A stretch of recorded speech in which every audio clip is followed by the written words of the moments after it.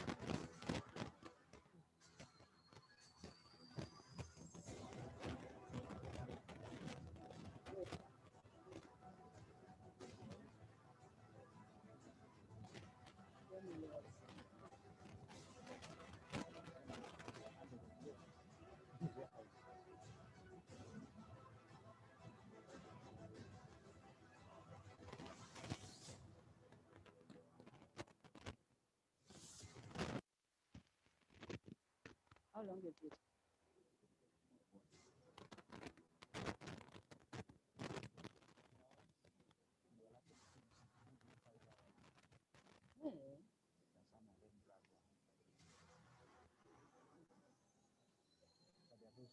Very efficient.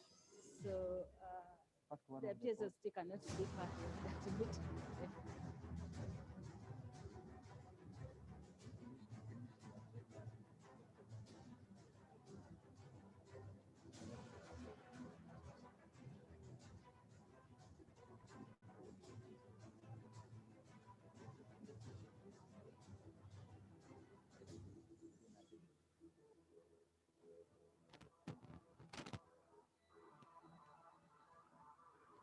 Uganda Revenue Authority, developing Uganda together.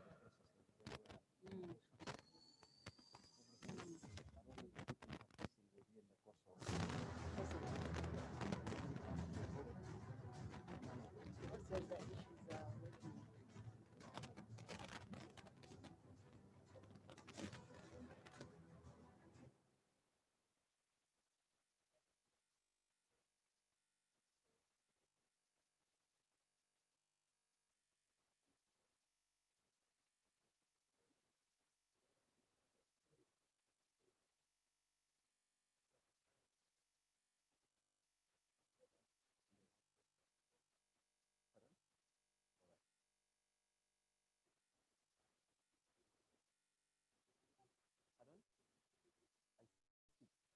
Can you hear me?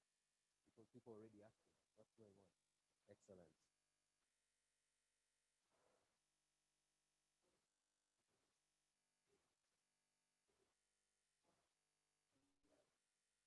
Good morning and a very warm welcome to this discussion. My name is E-Bomba Gabriel, and allow me to start with an apology for starting about 10 minutes late. It was not intentional, but we're glad that you're joining us, whether it is on air or online via Zoom, Facebook, Twitter, whatever platform it is. Thank you very much for being part of the E-Bomba Your Business discussion put together by Uganda Revenue Authority. Uganda Revenue Authority takes time to thank taxpayers every year in what is called the Taxpayer Appreciation Month. But this year, it's bigger, it's better. So it's not just a month of thanking taxpayers, but a season of thanking taxpayers. And part of what is being done is we're having these discussions, especially considering what COVID has done. We're having these discussions so that we come up with strategies of revitalizing, resuscitating businesses. We have a panel of very able Ugandans who are going to be leading the discussion today. And I would like to just introduce them very quickly. I will introduce them a bit further when each of them is coming to speak. I will start with a colleague who is going to be moderating with me, but moderating specifically using sign language. This is Madame Olivia Nachigozi. We're glad to have her with us. And then farthest from me, my extreme left, Dr. Fred Muhumuza. He is an economist. Next to Dr. Fred Muhumuza, we have Dr. Sarah Sewanyana. She is Executive Director at EPRC. Right next to her, Ms. Irene Mbabazi Irumba. She is Manager Compliance, Uganda Revenue Authority. And closest to me, Mr. Francis Camurega, the country senior partner for PwC. Would like to go straight into our discussion for today, but it is very important that we hear from you. So would like to interact with you. If you're using social media in particular, please use the hashtags URA Bomba Ya Business and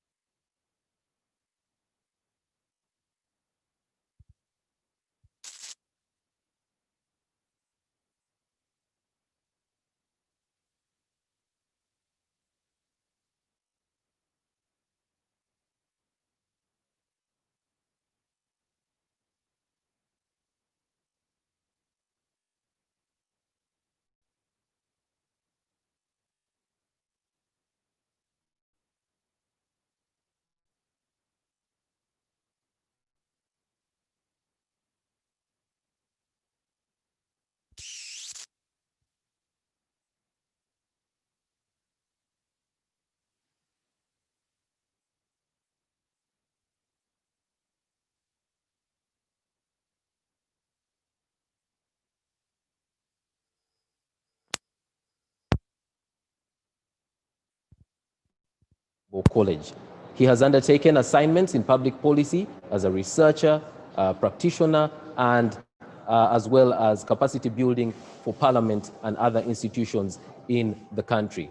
From 2006 to 2014, he worked as economic advisor to the Minister of Finance. I could go on and on with his profile, just to let you know that we have the correct person to be talking to us about surviving.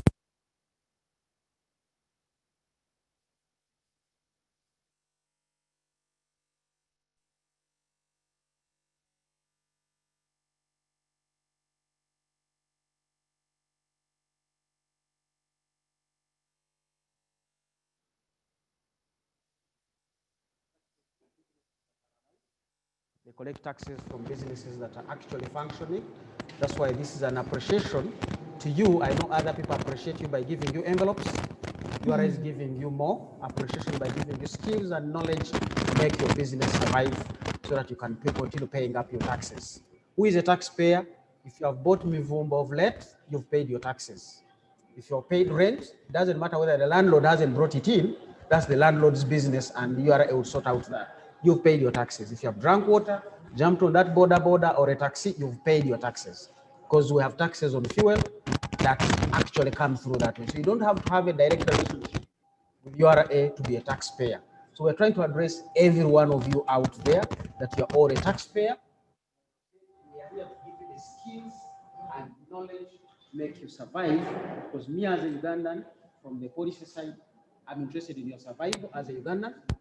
URA is interested in your survival as a business, as a person who earns income, and out of your spending to improve your welfare, taxes are going to be collected, which eventually feed into serving all of us. So we do appreciate this intervention, and I will be speaking to three other things. The first one was really recognize who is out there and why this conversation.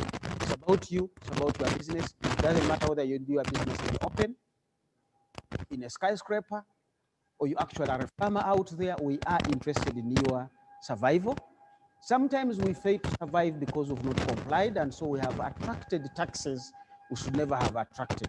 Any one of you have been paying what we call presumptive tax, please come to URA, talk with them, open up your books, get off the presumptive tax, because you will pay it even when you have not supposed to have paid it because your business is performed.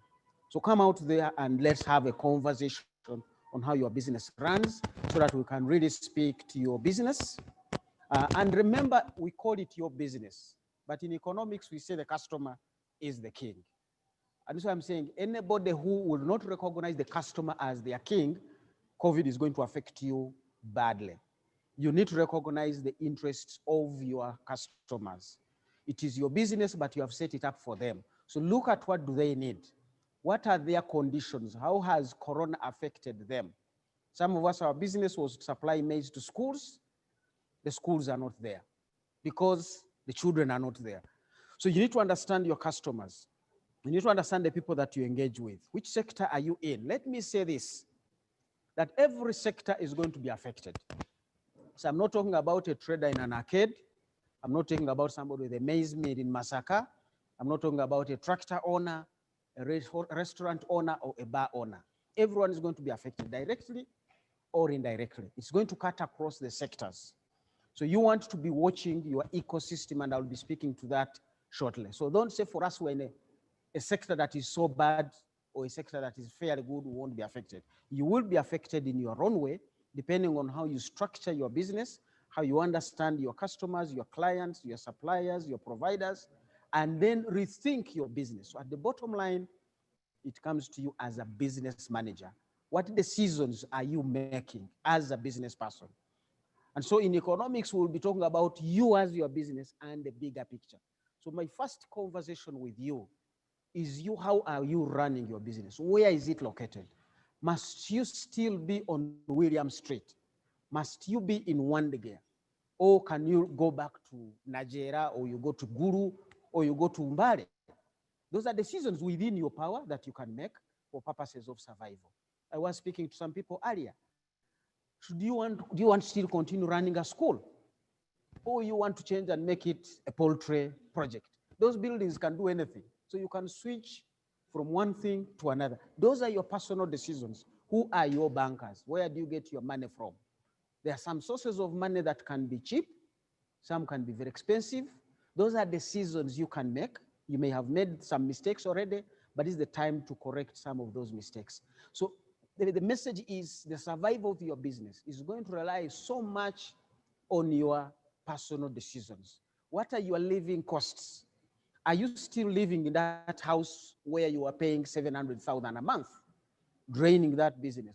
So now that the business is stressed, do you want to reconsider and sleep somewhere so that there is some 300,000 to save on rent so that you can keep that in the business running? We are interested in this conversation to keep your business running. When do you talk to your bankers? Don't go to your banker when only you have problems. You can go there to have a conversation about the future. Bank of Uganda has done a survey in the banks, and the banks are saying, we forecast more hardships, we forecast more defaults of payments. So many of you think the bankers are having it good, their sector is safe. They are also suffering because you are suffering.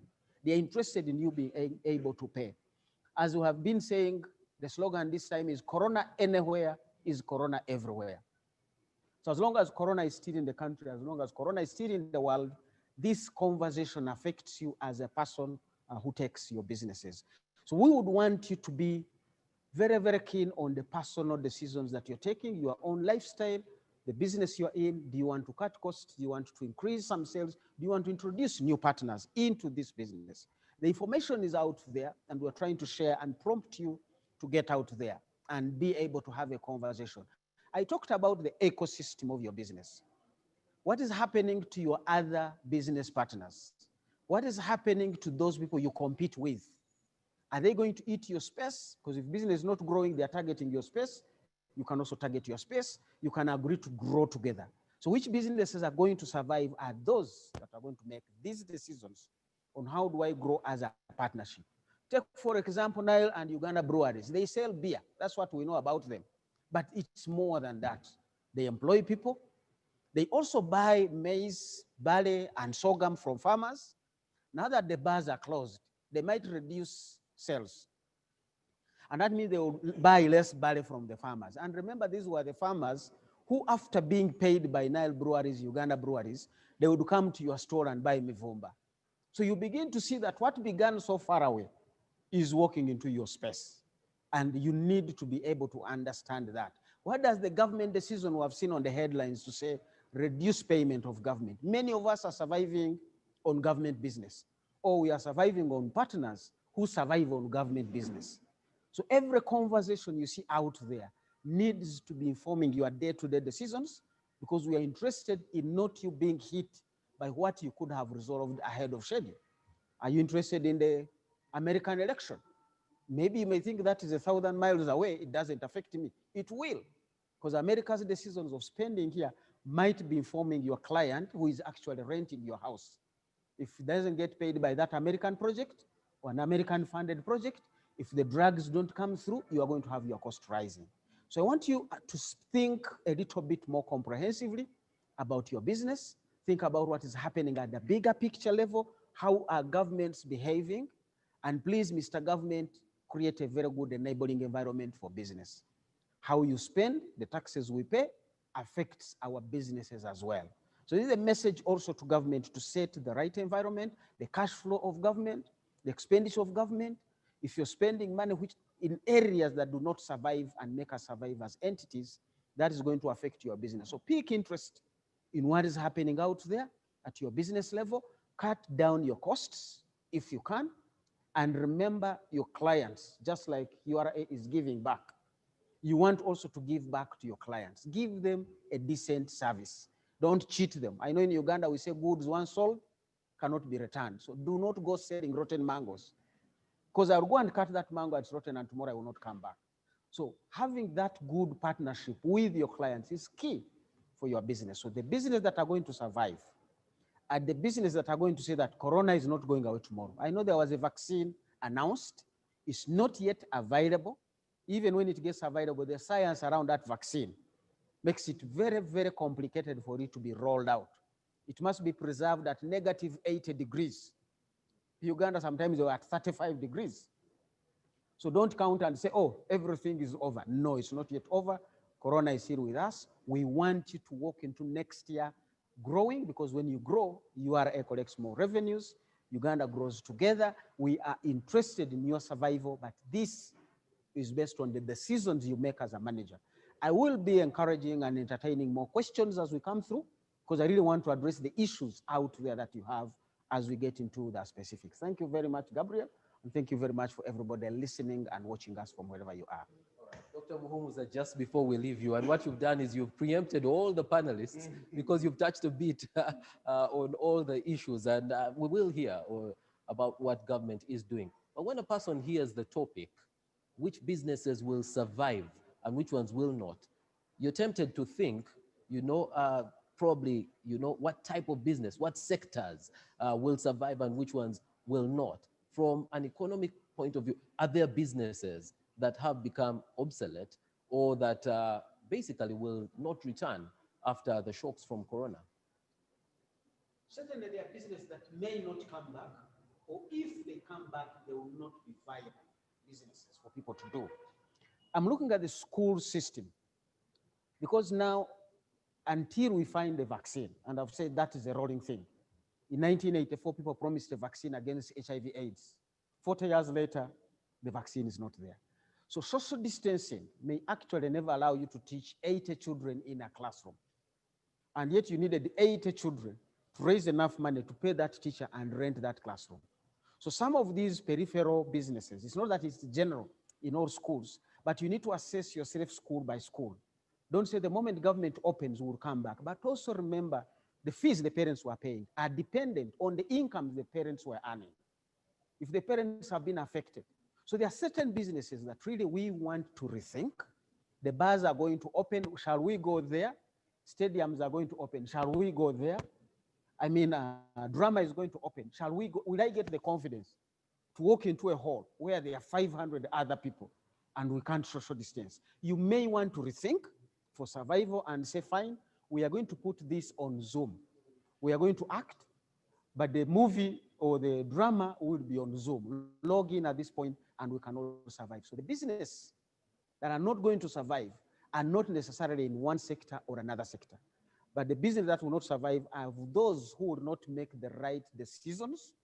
That's why this conversation is, can you make the right decision? Even airlines have gone under.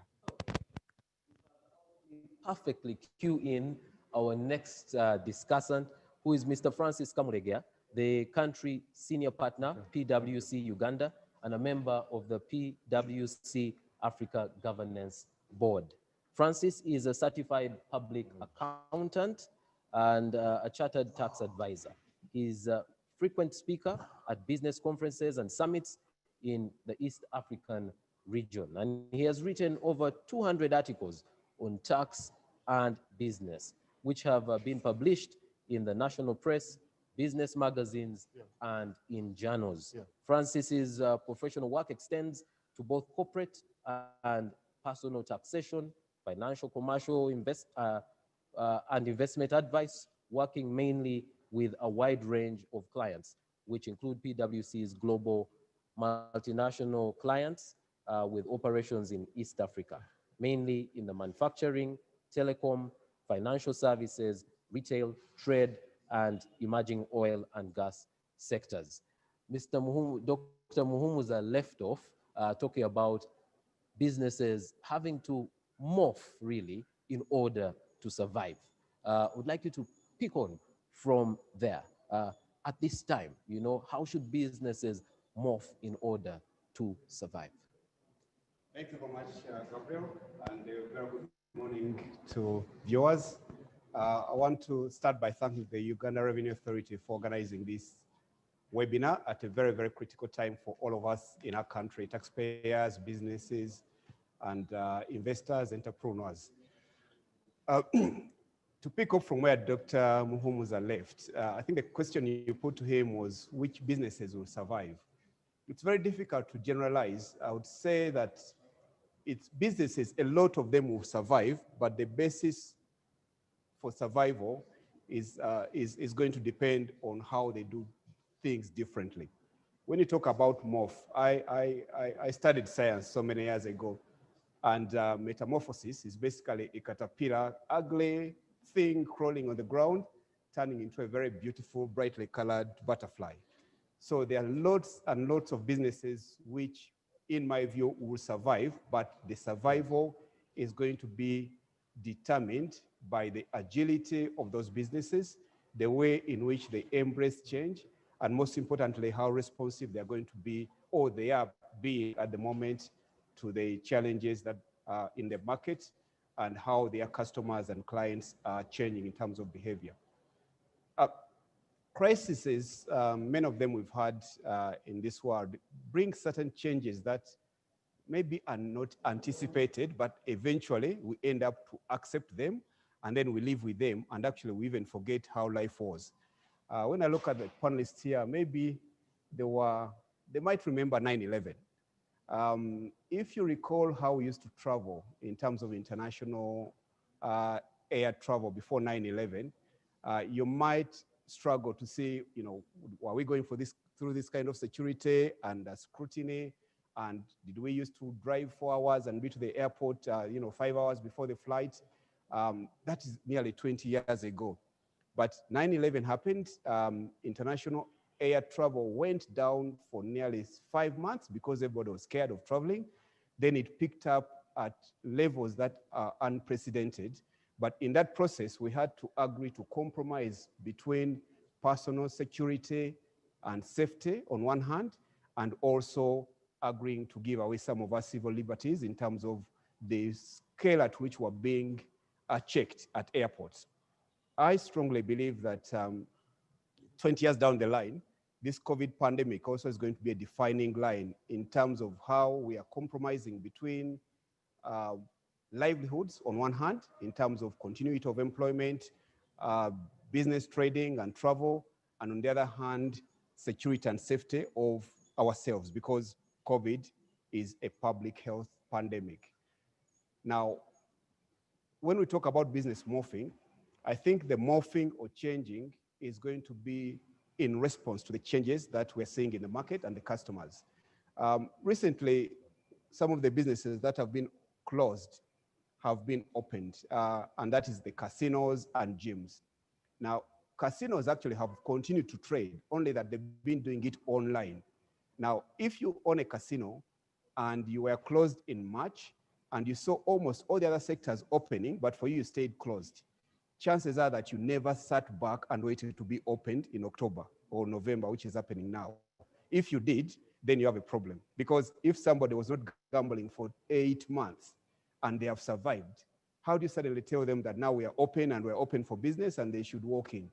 So there are people who have continued doing that business online, and all that changed was the channel in which that service was being provided. We talk about the cinemas. Cinemas, in a way, were already, I wouldn't say dying, but being phased out because of the online demand that we see with Netflix. And Netflix was the demise of blockbusters about 20 years ago. So you may not see lots of people flocking back to the cinema because cinemas have been open, because actually people have continued enjoying televisions and movies in their houses and living rooms. But when it comes to live sports, it's a different experience. And I believe once the SOPs are properly complied with, people will flock back to the stadiums to watch football and lots of other things that they've been saying. So morphing and changes are going to happen in the sense that we are going to have to see change in consumer behavior and then responding in a manner that means that we still continue to provide the services, but provide those services in a different way. We have a colleague from the bank who talked to the banking sector already, but I would say that what we've seen in terms of digital intermediation for banking, but also for other sectors, has just been an acceleration of a trend that was already happening. Gabriel, you may recall that at the beginning of the 21st century, which is not so many years ago, the major focus was the fourth industrial revolution, which was on technology and digital, and most importantly, using digital intermediation and using data as the so-called new oil. Now, what we're seeing in terms of changes in use of digital channels has been an acceleration of a trend that was already happening, but COVID has just made it faster. Now, COVID has made it so fast that there are certain systems that are going to be bypassed. If again you reflect on digital money, in 30 years ago, there was very limited use of credit cards and debit cards. Then 20 years ago, we had mobile money, which is now very widely spread, especially in Africa. And what happened in Africa, we actually leapfrogged the monetary intermediation of digital, of debit cards and credit cards by going into mobile money. And the Western world is actually learning from us in terms of using digital money. And cryptocurrencies and all these other Bitcoins are in a way an adaptation of the way Africa has led in terms of mobile money.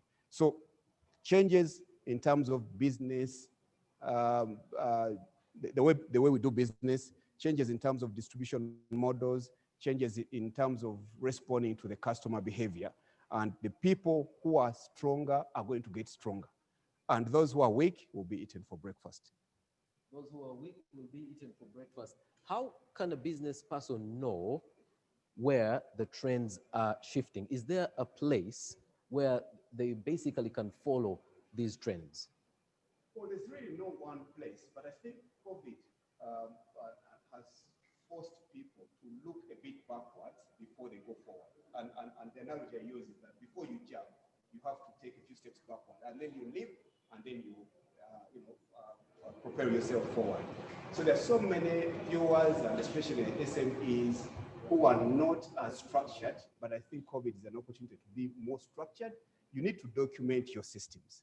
If you've been importing goods from China, from Dubai, from Hong Kong, and you stocked up in November, December, anticipating the big closure of the Chinese New Year in February, and you did fine up until April, and since April up to October, you've not been able to travel to China, but you are waiting to get onto the plane to go and buy your merchandise. People who have not buying your stuff for 6 months, maybe you don't need it anymore. So you have a big problem. So you have to look into the changes that have been happening in terms of the value chain. And again, Fred talked about it very well in terms of the ecosystem. So there's no one place you can go to and say, where can I find the changes? But you need to look into your value chain. You look into your customers. You need to look at what it is that you sell or what you provide by all the service or a good. And then ask yourself, if people have done away with what I was selling because of the lockdown for the last 8 months, am I still relevant? If anybody watching here waited for the lockdown to open to start doing business, That was the wrong model. When we went into lockdown, it was an opportunity to do things differently. Engage with the market, engage with your customers, engage with your suppliers, and build a partnership. And we saw a lot of agility and repurposing when we look at the traders, the retailers, the importers, and manufacturers. And to me, those are the who are going to survive. And eventually, maybe the market was never big enough for all these many players, and a few of them will just whittle away, and the stronger will get stronger and even become more relevant. And those other smaller ones, unfortunately, will not survive, and that's the nature of evolution, both in business and in life. Yeah. Yes. Thank you very much, Mr. Camurega. And just like Dr. Muhumuza, you've helped me cue in our next discussant, Dr. Sarah Sewanyana. She's currently the Executive Director at Economic Policy Research Center. She has been a lecturer at Makerere University, and she has a PhD in agricultural economics from the University of Sydney. Now, part of what Mr. Camurega has spoken about is research and actually,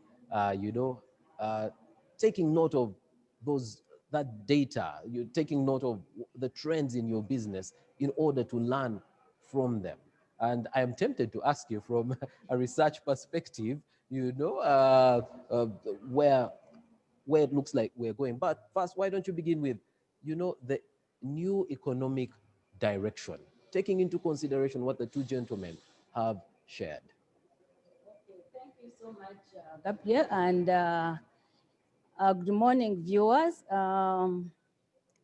Listening into Fred and Francis, I think what everybody is really, there's a consensus that there's need to improve the business and investment systems in Uganda. This is very, very critical if Uganda is going to really raise domestic revenue, to raise its own domestic revenue. And we know that for a country to develop, you need to really depend on your own domestic sources. And this is, again, very critical given the fact that the global environment has really changed and we really need to do it ourselves. So as Freddie put it, there is need for us to really be vigilant in terms of collecting taxes, and also we need to ensure that we are also compliant. What do we see as far as Uganda is concerned, the future of businesses in Uganda? What do we see that is like, it is going to really be the large and the medium-sized enterprises that are going to survive. Because when you look at the economic stimulus that government is providing, it is those bigger businesses that are going to really benefit out of such. One, because they are already formal businesses. Two, they have the connections. So it really leaves out the small businesses, the SMEs. Those ones are totally left out. We also note that as my colleagues have already said, businesses need to really accept to restructure themselves. Given the COVID, there's no way we can remain the same. We need to do some kind of restructuring. But for them to be able to do restructuring, I think we should not really take it that is really something that is easy. They need support, okay? They need support, and I know government is supporting the business development, but I think we need to really do more to make sure that we bring on board as many businesses as possible instead of excluding them. We also know, as Fred put it, we need to ensure that businesses, for them to be able to, we see that partnership and collaboration is the way to go if we are to really move forward. But how do you partner? You need, again, to understand your ecosystem. Without understanding it, there's no way you are going to come together as businesses. And we're also trying to look at the small businesses, the SMEs. They contribute a lot in terms of employment in Uganda. So they need the tax support, definitely. They need tax support, but how do you target them? And what should be the timing? Those are very, very critical. You don't want to provide tax support, which is going to be forever. It must be well targeted, and we must have clear indicators for us to be able to monitor to see whether giving them tax support is really supporting them or not. Otherwise, it will be useless just to give, and you don't see anything coming out of that. And we also need to ensure that as we give the tax support, I think our biggest problem has always been the policy coordination. URA can give the tax support, and because URA, you are not really alone in there. You are part of the entire government ecosystem. So there is need for us to have that policy coordination, which is going to be very, very effective for us to be able to get what we want out of that. And for the other one, there is need for us, I think when COVID was starting, and we had that lockdown, there was a lot of trust and confidence in government, okay? Government, including the URA, there was a lot of confidence and trust. But I think down the road, we kind of lost it. So to me, I think there is need to bring back that kind of confidence and trust so that businesses can be able to be helped to really to grow. And yes, as we propose that we need this tax support, I think URA is really in a fix. I give tax support, but then the government needs me to raise taxes. So we need to see how best you can play around with that so that we don't really lose out on one side. I'm just wondering, there are certain businesses, because when COVID came on board, it came with opportunities and challenges. There are those businesses that have really made it. So I don't know how much revenue has really URA gotten out of those businesses, okay?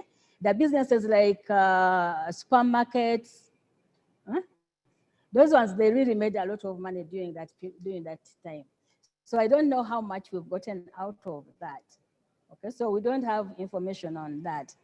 And then we also see as Francis put it, we see that e-commerce is really growing. Okay, the e-commerce is growing. Maybe this is an opportunity for us to really to tap into in terms of raising taxes and so on. But how we do it has to be well understood. We should not do it the way we did the OTP,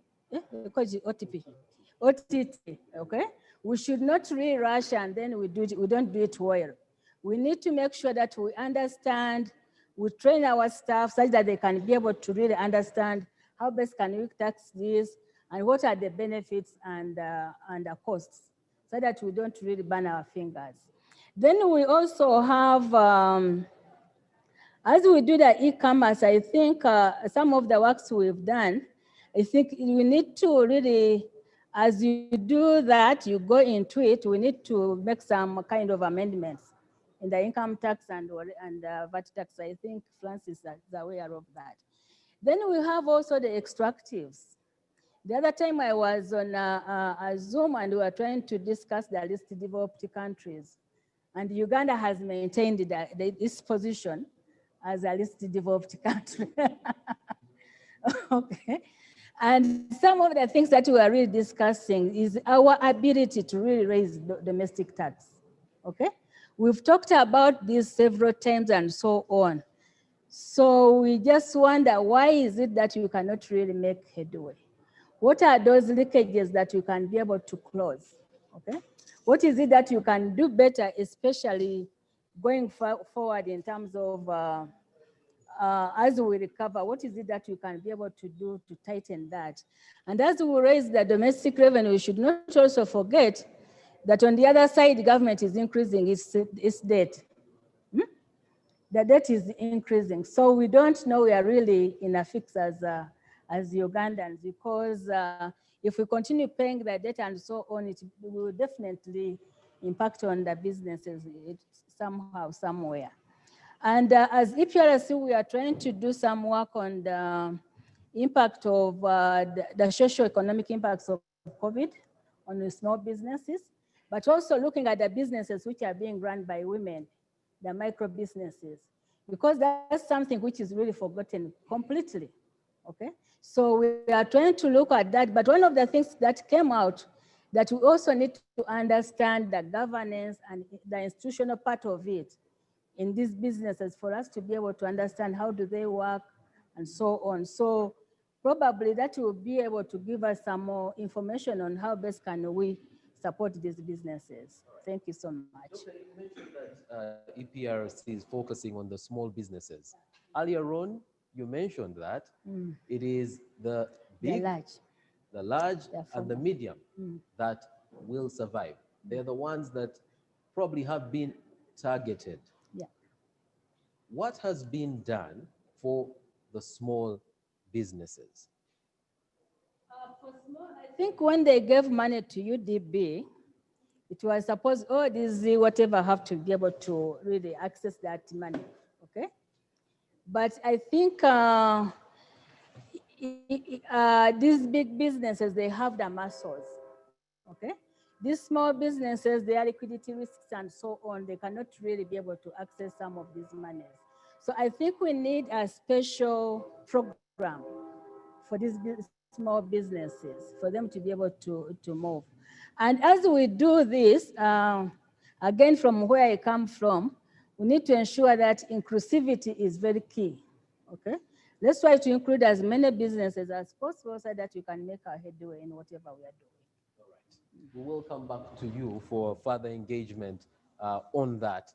For those that are joining us on air or online, please use the hashtag #URA ya business so that we can benefit from your comments and from your questions. In a very short while, I will be coming back to each of the panelists with questions from you and questions from what other panelists have raised. But right now, I'd like to invite our next panelist, who I didn't introduce at the beginning. You realize we are on the higher floors of URA, so the lifts probably. But Mr. Samuel Frederick Mwogeza, he is from Stanbic Bank, where he serves as the Chief Financial Officer. He's an expert in financial services with approximately 2 decades of experience in banking. He spent time in multiple jurisdictions across Sub-Sahara. You have heard what the panelists have said. Uganda is an economy where cash is king, and they've been, people have gotten cash strapped, really. Businesses have gotten cash strapped. If you listen to the news today, there is a certain country not too far from us that is most likely going to default because there's a scarcity of cash. But if you could start by, talking about how businesses can survive financial shocks and what they can touch here and there in order to really change the way they do things so that they're, the shock is not as severe as it has been so far. Go right ahead, sir. Thank you, Gabriel, and good morning to everyone who's listening. I must thank URA for this session because it's very powerful. And coming from the banking industry, it's something we see with our clients, very close hand, where we see many of our clients have felt the pressure points of the disruption by COVID, obviously. And the way I typically like to think about it is when you are thinking about how to basically build resilience in your business and pass through these shocks that have happened, one has to think about what are the things that drive your business. So we typically call it, what are your value drivers in your business? What drives value in your business? And I see 4 key things that are very key, and this is a philosophy we have at Stanbic Bank as well. The first one is always client. And when you have disruption, especially disruption of this nature, the first and most important thing to do is to get close to your clients.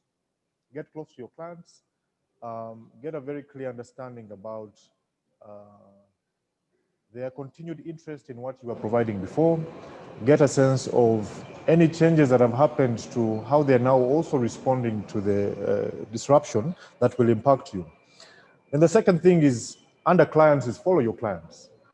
I think today it's very clear that you can't be a stationary business. If you used to operate as a fixed location, you paid rent, and you expected clients to walk to you, I think those days are really gone. You have to find a way to build the mobility in your business where you can actually follow your clients. What I also find then very important, linked into that, is to identify new value points with your clients. And this comes from the engagement with your clients. What are your clients now willing to pay for? Because maybe before COVID, they had the appetite and capacity to pay for so many things.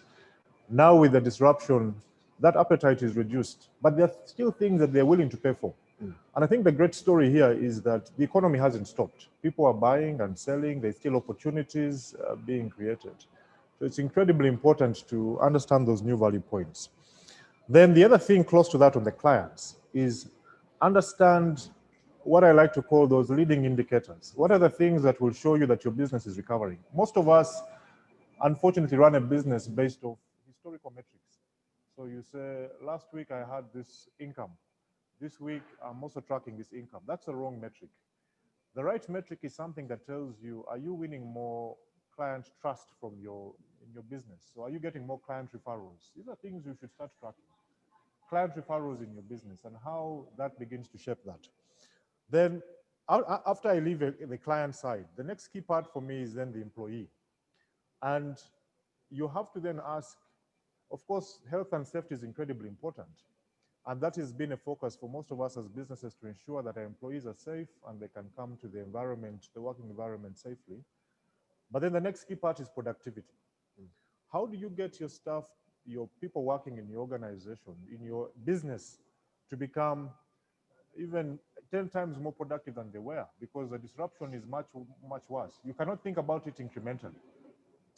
And what is important there is to think about how to prepare your staff to become more productive. And we talk about retooling and reskilling, and sometimes it becomes it sounds philosophical. But one of the easiest ways to do this is to identify certain businesses that are responding quickly and well, find out what they're doing effectively, and try and find a way to bring that insight into how you prepare your staff to evolve. Integrate that new thinking so that your staff members can evolve very quickly. The third value driver that I want to speak to is risk. And with risk, it's about understanding, given this change, how have you managed continuity in your business? And continuity is a very powerful concept because it says, now that you have changed how the car was moving, how have you put adequate mitigating factors into your business? And the obvious one is operational risk. We keep talking about, and especially as a bank, we talk about go digital and all these things. And you tell someone now begin using safe border and other borders to transfer your product. But that introduces new risk into your business.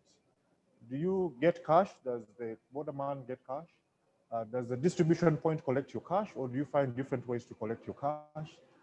When your business model has changed, you really have to think about how you manage and mitigate around those new risks that have come through, which is a key point. Otherwise, you'll make money but lose money, which is the worst thing to do.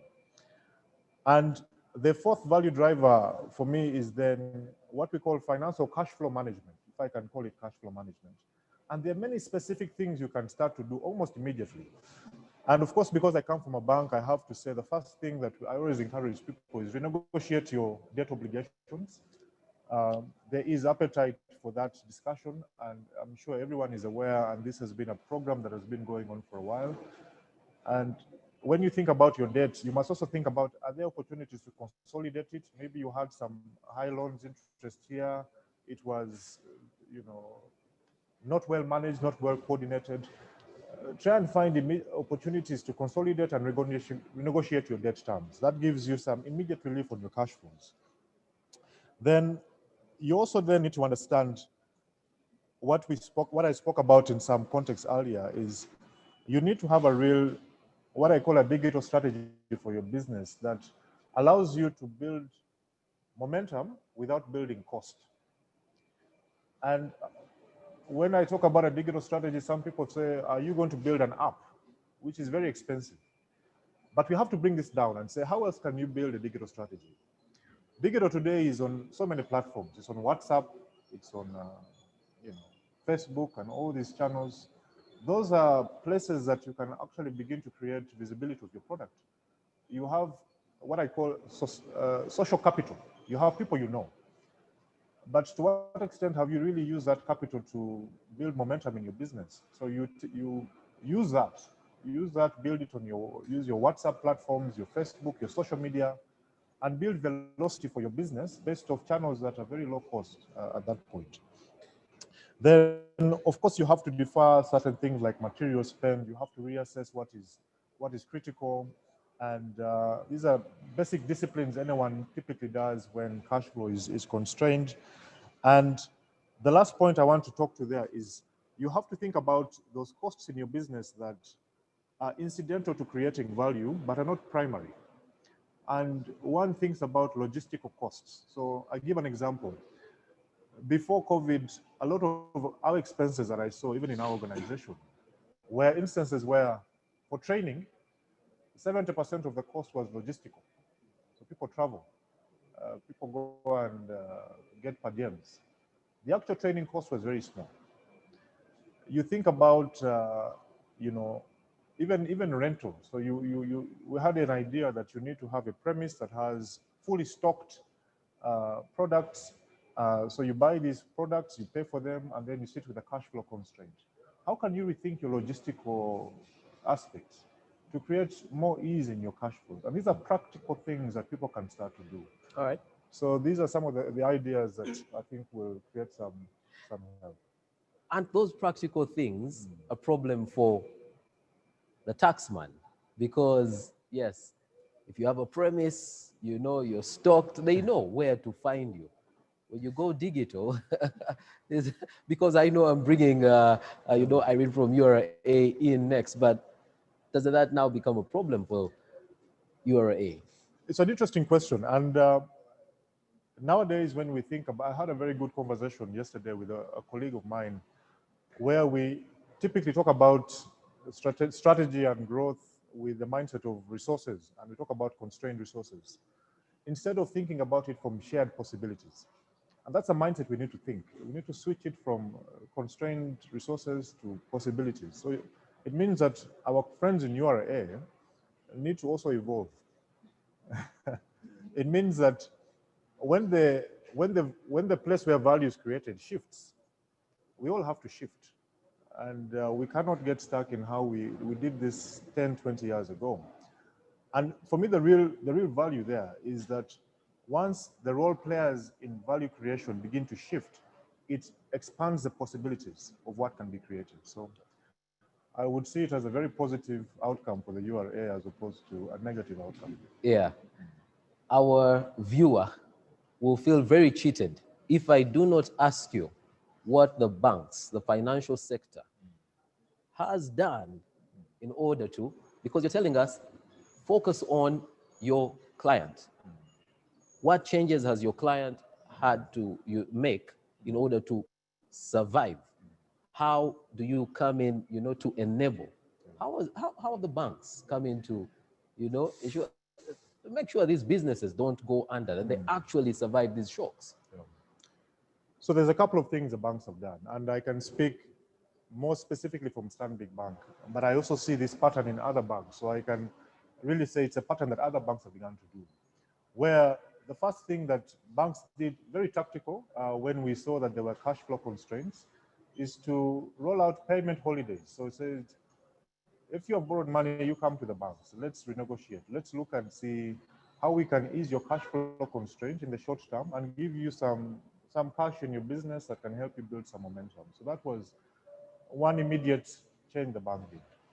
But the other factors is that the banks obviously had realized for a while that customers, you don't want to come to the branch.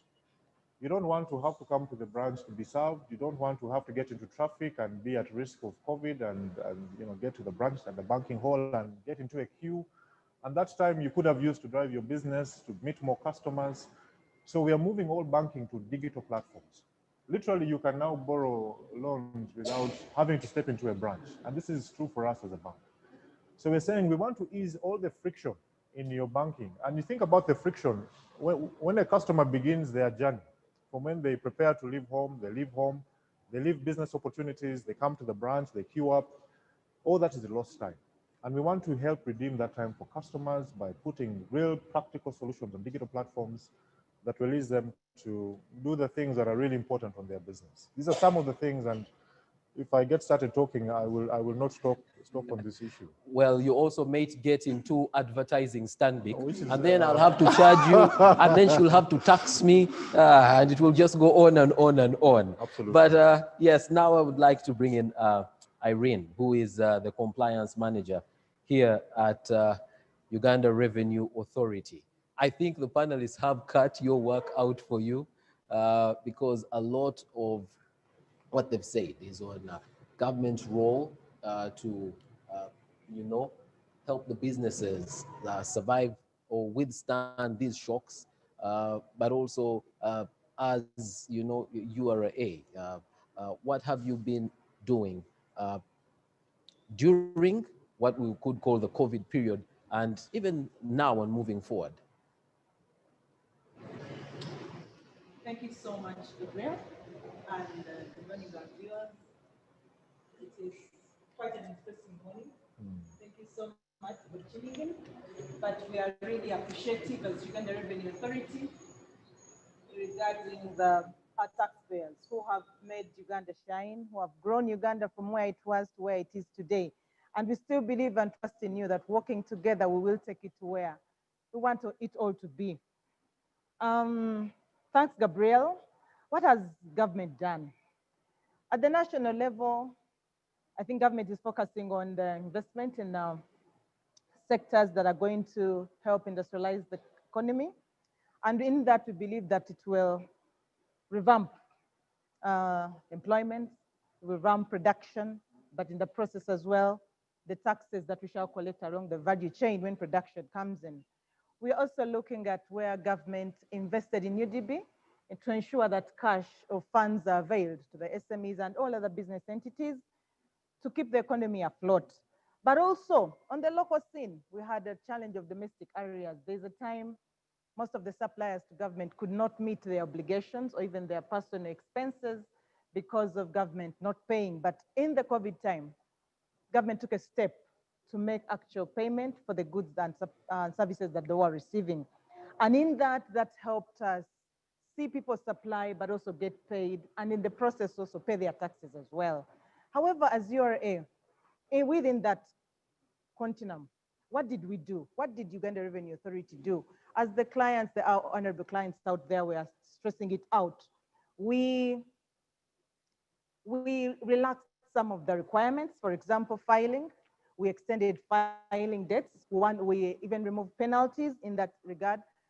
We also deferred interest at that point because we knew that clients, one, were not doing business, so there was no way they were going to meet their current obligations. But also, we extended installment payment for those who could afford. And those who are already on schedule, we usually call it a memorandum of understanding, whereby you promise to meet your debt on an installment program. We again engage them as well so that they can pay or defer, and we agree on a period that we can't defer that. We also muted penalty and enforcement. I'm sure my brothers, some in the bank, you noticed that during that time, you did not get a lot of requests from Uganda Revenue Authority to submit funds, simply because we were aware that our clients are going through quite a rough time. And that is it. Actually, as we speak, it's still on. You're still not getting very many of those. So we are engaging, and that is one of our key strongholds, engaging our clients. Yes, you've all put it so well. They are struggling. But again, some are doing well, really well. So we have categorized those that are doing well. Again, we do not go hard on them. If they are doing well, how do we help them grow better, faster? But also, the ones that are not doing well, again, we come and call them and negotiate on how to make it light. In that very spirit, the other angle we are looking at is stakeholder engagement, especially whereby we reach out not just en masse, but reach out in sectors, reach out to an industry, reach out to a jurisdiction. We want to understand stakeholders before we can even tell them what it is that we want. We want them to tell us how they do their business. you have rightly said, Mr. Camurega and Sam, that business is mutating. We need to know how is it, where is the value today, so that when the tax laws come, the tax legislation comes in, how does it apply to the current, other than sticking to the past, but also see how does the policy today apply to the current. I'm sure Dr. Stella here, in the research, possibly that is where we shall come up with proposals now that will speak to the future instead of using the current or the past policies that only applied in the past. So we want to know where that value is created. We want to know what is new, what is moving. How can we as ourselves metamorphose as well to the current? The next one also is, how do we give you a service without necessarily you walking to us? We want to give you a seamless service. We want to ensure that at one point, as URA, we do not speak as URA, but speak as government. We have an arrangement of a taxpayer register expansion program where we are working with KCCA, URSB, NERA, and all other regulatory authorities and the Ministry of Local Government to ensure that as a trader, you're dealing with government at one point. As a trader, you do not have to ask so many questions or answer so many questions with the different government entities when you can give it at one point and we all log in and we get your details at that point in time. So we want to give you that seamless service. We've done it internally, but we want to ensure that we do it outside as well, just like we have single customs territory. We have the single customs window where you log in once and all the countries, ESC countries, can see your transaction. We want to take it also at government level so that we do not stick to this is URA or this is URS or this is KCCA, but how can we give you that seamless service? So we want to promote that e-service. Again, we cannot shy away from the digitization or digitalization as it is, because that comes with information, that comes with data. We need that data to ascertain trends. Which businesses are limping? Which ones are making it? Which ones need hand-holding? Again, with data comes statistics that shows us how healthy you are or how unhealthy you are. So we are encouraging our clients as well that, well, we will see a number of initiatives that URA is putting up across that are going to help us with this initiative.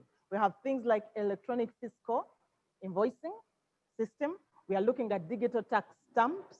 These are areas that we believe that will help us reach out to you, but not only URA, but also help you as a businessman. Some mentioned that you may make money and lose money. But with these systems in place, you're going to know how much you made and how much you are spending. Because in the informality, a lot goes and you do not know as an entrepreneur how much you've made or how much you have lost. So we believe that when we formalize, when we have the digital platforms in place, when we have these initiatives reaching out to our clients, they should be able to know where they're making money or not. As Uganda Revenue Authority, we tax profits. But a taxpayer who cannot tell, or a businessman who cannot tell a profit from a loss, may be paying presumptive unfairly. But when we have this platform coming through, we really would want them, or our clients, to please come in and use them, embrace them. We are here, we're available. We are going to take you through. We have teams that are saying to your clients, the businesses that can handhold you. But finally, we've also trained our staff. We've skilled them. We actually have more on board that are going to help you handhold you. But we've equipped them with the tools that they will require. We've equipped them with the tools that they actually would need to ensure that they reach out to you. But most importantly, we want to grow our register so that every taxpayer there, everyone making business, can contribute however small to this cause. The t-shirt I'm wearing has a word behind it, calls Tunalengo Moja. That means that we have one mission as Ugandans, to move Uganda from where it is today to the next level. How would you contribute? How would you come and we help you? How would we reach out? How do we walk this journey together? So that is our mission as Uganda Revenue Authority. We thank you so much for helping us, especially in the first quarter. It was a tight one, but thank you. You moved with us, you paid your taxes amidst the challenges. We really appreciate you. Thank you so much. Thank you very much, Irene. There is a fear that once I get onto URA's radar, once I log into one of those platforms, then URA is going to come for me with both true and fictitious, issues from my past dealings. know that fear shouldn't be there. It shouldn't be at all. Reason why is we have a law in place that actually I should talk about now, voluntary disclosure. If you know you have any skeletons out there in that closet, this is the time. Please come out now. Do not wait for the tax person to come and knock at your door. Come out now, log in. There's a procedure we published, but you could even write a letter, simply a letter, that this is my tax liability. I am coming clean.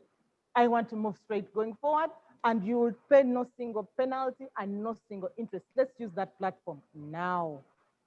About having those funny things, yes, sometimes assessments you don't know about and things like that. We have a mechanism for dispute resolution where you feel unfairly assessed.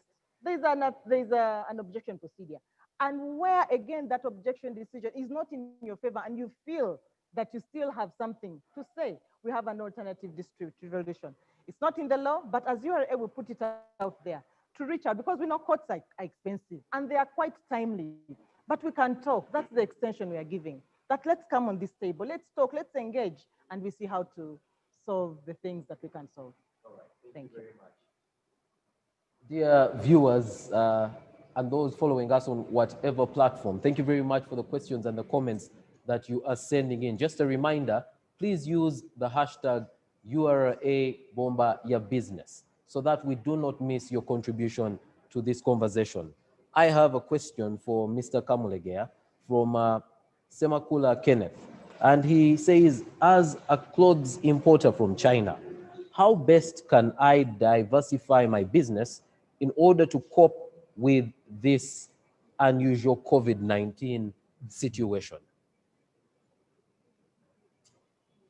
Great question. Thank you, Mr. Semakula. And actually, I'm a business advisor, and I'm not going to give you my number or talk about what I do, but those are the kind of things that the sort of questions that I answer and people pay me. Now, you're not going to pay me for this. A clothes importer from China. When did you ask yourself, when did you last go to China? And what has been happening since the last 6 months when you've not been able to go to China? Then the people who have been buying clothes from you, how often were they coming to your shop back then before the pandemic and the closure in terms of lockdown? And then you ask yourself, what have they been doing since then? Have they not been dressing up, or have they found alternative sources? I think it's really important to engage with your customers and clients if at all you know them, because if you don't know them, then that's where the challenge is. Because many of our businesses are so informal and we don't have any proper data and records of who our customers are. We turn up in Balikudembe market or Nakawa and we get a bit of space and we put there our merchandise and we start singing and shouting and people come and pay and then they walk away. But you don't have any record of who those people are and where they're coming from. And there's a possibility that those people have since moved on. Maybe they're buying online, maybe they are buying from Peak Fair Night Hill here in Jinja, especially with the import substitution. So I will not have a direct answer for you, but I'm just simply telling you that take a few steps backwards to understand your business or what it was back then, who your suppliers were back then, and challenge yourself in terms of the distribution channel that we are using as opposed to what you could be using now. Challenge yourself in terms of the consumer behavior, where your people could be buying from. In my office, I've got students who are at the university who come to us with their Facebook profiles and send you links, and they sell you t-shirts, the golfers, and people want sportswear, and actually we order online, and then they bring them to you, the office, so they deliver them to you wherever it is that you go. So please try digital channels, and don't tell me digital is expensive, because even sending that question, you've actually used data and you've applied digital. I'm sure you have a smartphone. There are lots of things that people downtown sort of don't bother to think much because they think they're for the big business in people on Kampala Road or Jinja Road, but actually there is a lot that you can do. But if that answer is not good enough, you know where to find me, and I'll be happy to have a conversation at no cost, because it's in my interest for you to be successful. Thank you so much, Gabriel, and thank you, Mr. Semakula. Thank you very much. That last part was very important. At no cost. Let's say that URA has taken the cost for today. We have a question from Mr. Emmanuel Bukuli, and this goes to Dr. Fred Muhumuza. In a country like Uganda, where we have the youth forming the biggest percentage of the population, and when the majority of these youth are unemployed, and those earning have meager incomes, basically for survival, and they survive from, for example, their cinemas, which have been closed, and this has affected their businesses. Please guide on how they will continue to be relevant in this economic turbulence. Thank you so much. The word is economic turbulence, and we want to have that conversation of resilience. When we are looking at things, the youth are critical, but so are the old. Because whenever the youth are unable to survive, they go to their parents and weaken them even further. So sometimes we don't, in planning, say, this is for the youth, this is for the old. As I said, the ecosystem matters. The youth may be missing out on one fundamental thing. It comes with time. We can hasten that time so that you don't need to take the 20 years I took building networks. Social capital you talked about. One thing about the youth is they do not value, many of them, the social networks, the relationships, and trust. So they get an opportunity, they want to earn as much out of it and lose it. So my major message to the youth is trust. When you go to the banker, what is your credit history? What is your business history? You possibly have none as a youth. But if you're working with Stanbic Bank, I can leverage the vetting Stanbic Bank did on you to also give you business. So what am I saying? The first thing the youth should be looking for is not where do I get money, youth livelihood program, a Mioga now, and all sorts of things. If you do not have trust, you will get that money and lose the business. We're talking about which businesses will survive. It's businesses that have built trust. It's businesses that have built networks, networks that are valuable because these can be helping you to reference. It's businesses whose business owners, the youth, have built partnerships and relationships.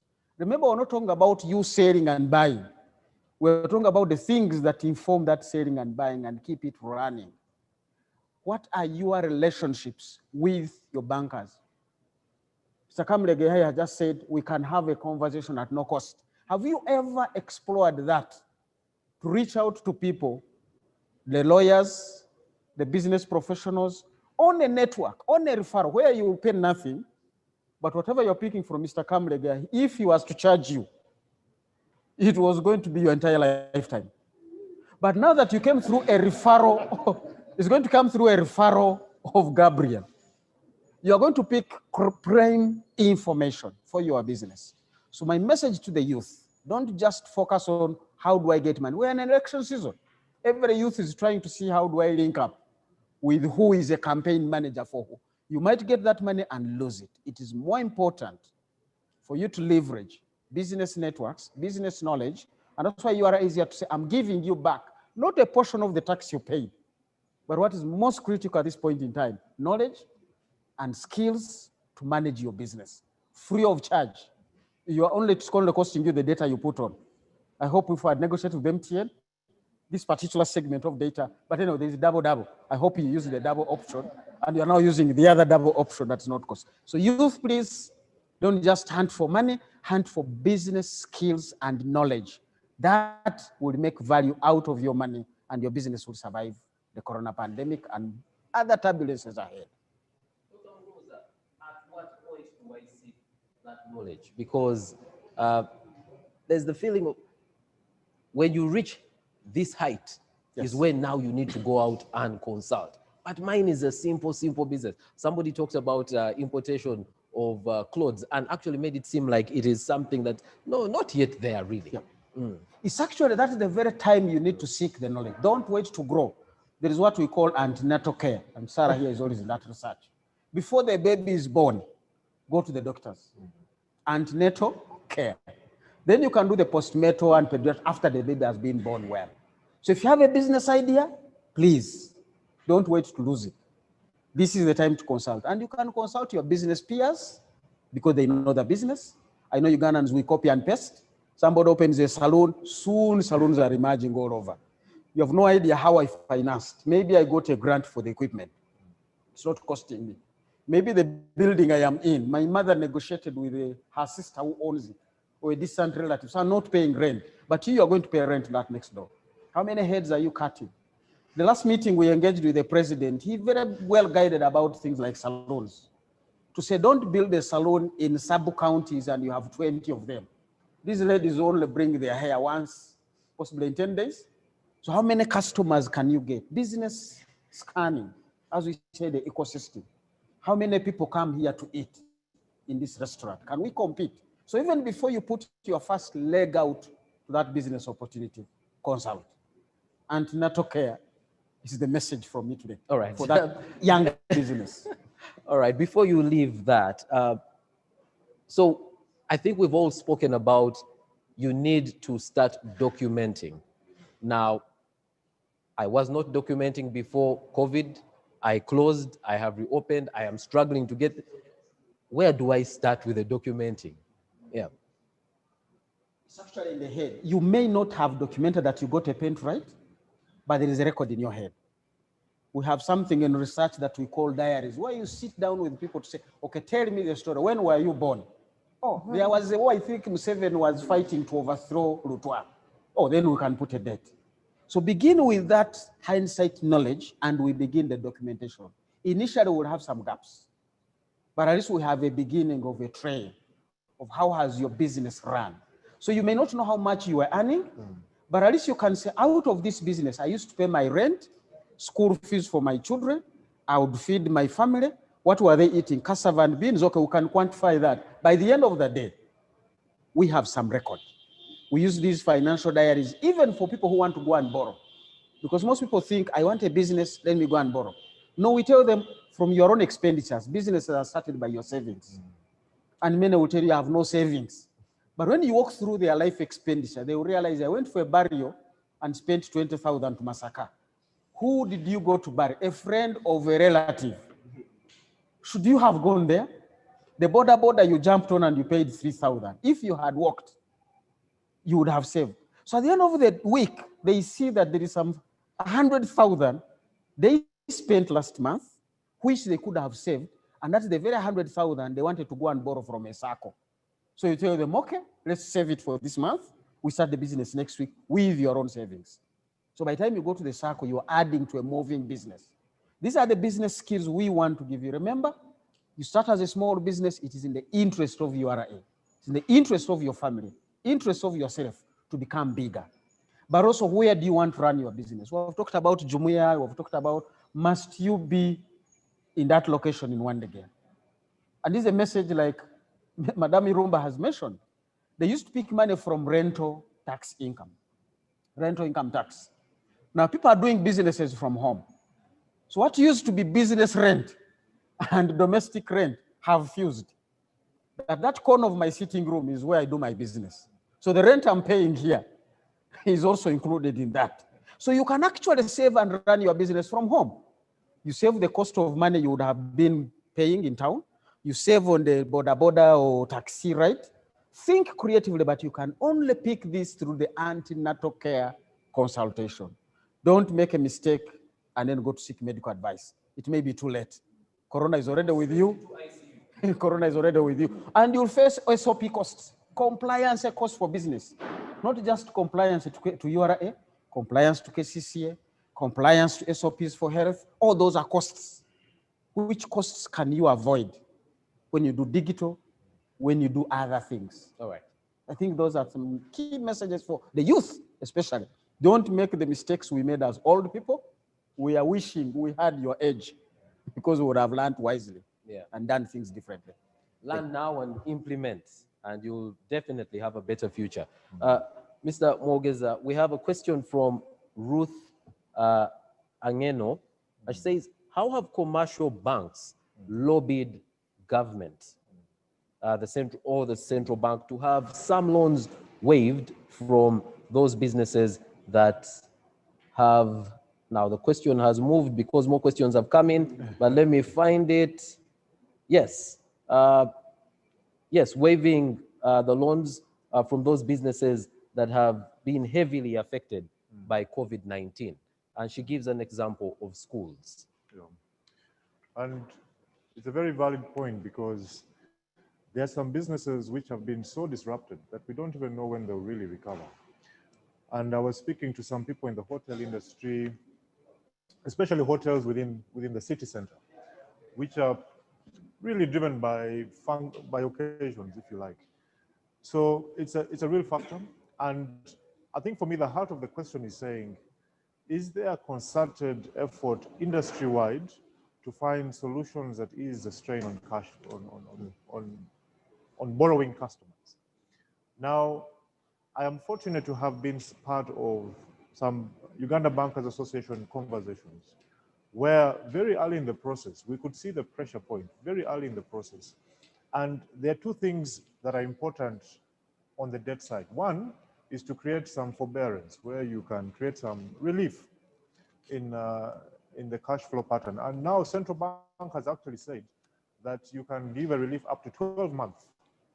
So there is significant relief to manage that cash flow pressure. It might not be for giving the loan, but at least it allows you time. And we should be, I like some of the points that have been made today to say that we should not work on the basis that says, my business has collapsed, I have no more ideas, I will never recover.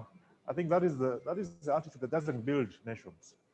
We need to work from a place that says, let's create some relief, give people time to manage their cash flow, but we have to ideate, we have to, with the power of insight, which talks about finding out where value is being created, what are customers now looking for, get those insights and rebuild, and that's the important message there.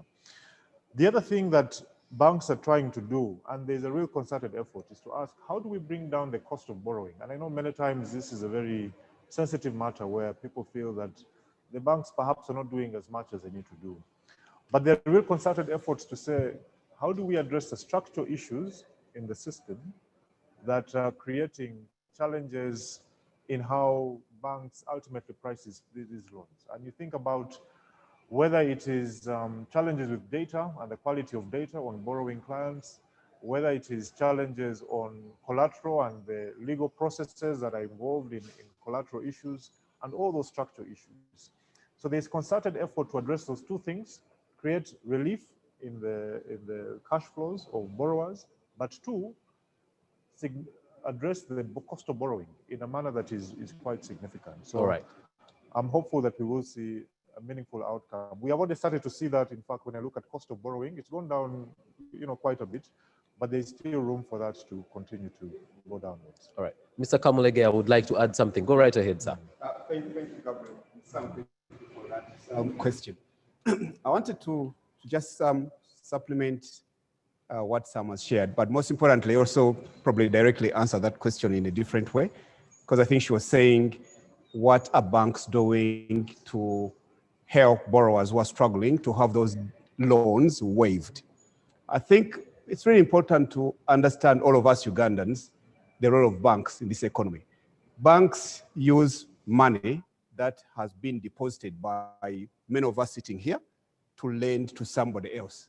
So you have to understand that if a bank has 100 shillings or 100 million, maybe 80 million belongs to people who have gone and deposited money and the old accounts in that bank. Probably 15 million belongs to the bank's owners as share capital that they put into creating the business. And maybe another 5 million belongs to money that the bank has borrowed. So anybody who has borrowed money from the bank, you should remember that that money belongs to somebody else. So when you start talking about a bank forgiving me so that I cannot borrow that money, maybe you should say, Mr. Bank, tell me who you got that money from so that I can speak to that saver and depositor to forgive you so that you can forgive me. And so that I can also, forgive whoever. It's very, very important that we understand how banks work and that value chain. Because often, in my view, I think the finger is pointed at the wrong person. A bank can only waive the money you borrowed from them if the person who's kept their money with the bank has also told the bank, I don't want that money anymore. I wanted to add that. All right. Thanks. So the bank is not going to forgive you. However, they are willing to talk to you and they reschedule your loan. How can they make it easier for you to pay? How can they extend the periods and what have you? I did ask Dr. Muhumuza a question around, documenting. Yes. From a banker's perspective, the importance of documenting, especially if I'm going to come to try and get a facility from a bank. Yeah.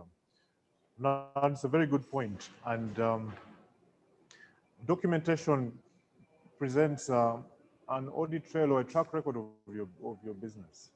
And part of the challenge we see is that there are many businesses that are actually viable, doing well, but because the quality of documentation is so light, that business does not even understand how much credit they can access, simply because they're not documenting. Everything is cash, and then they're mixing the cash with all the personal items.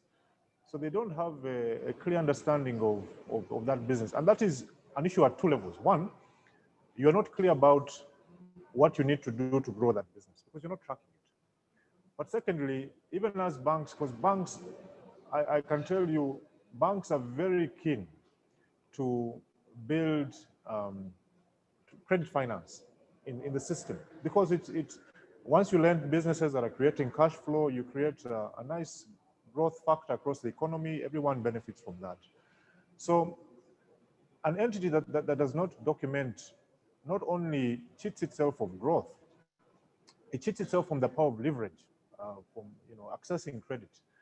So and I like the example that Doctor mentioned, that sometimes that documentation, if you haven't got the financial records, try and build a history from whatever insight you have around what your business has done. And I can tell you that the beauty of leverage, one of the beautiful things of leverage is that even though you only have, of course, you must start with your own capital, but that access to credit, significantly enhances what you can do in terms of your working capital, in terms of things you can, manage and buy. So the power of record keeping unlocks all that value for you as a business. So I cannot stress further. One of the things we've done as a bank is also run a program called the SME Incubator, and I'm not doing an advertisement for Stanbic, because this is not a profit initiative. But the focus of that initiative to say, how do we enable small businesses to build healthy disciplines that give them access to all these value points that they're missing, access to credit, access to markets, access to, all these value points. So I cannot, emphasize how important and critical it is to start to document and start from where you are. Right. Don't try and build financial records you did not maintain. Start from where you are. Yes, Irene. Thank you, Gabriel. I just want to also put my voice on documenting, because as you are, it's the foundation of what determines the tax you pay. Because once you do not have it, you leave us to our vices. We will, if you're a business, say, let's use the import of, we may look at you in one industry sector and we compare you with winner classic, simply because that's how the ISIC code, categorizes you. So we may put a tax burden, which is not fair to you, simply because, yes, you're in the same category, in the same sector, but you have different turnovers and different exposures. And the tax body, we really want to encourage that, because we know that money, you need to spend money to make money. But we may look at just your one side, or maybe using the input data, and we assume a margin, simply because you don't have what you spent on. You do not have the cost of the transportation, the cost of the girl who and the cost of the guys who sell out for you. So it is very, very, very important. However simple, do not think about the big ones of ledgers and all these things. Just be as simple can be. We read that simple one. And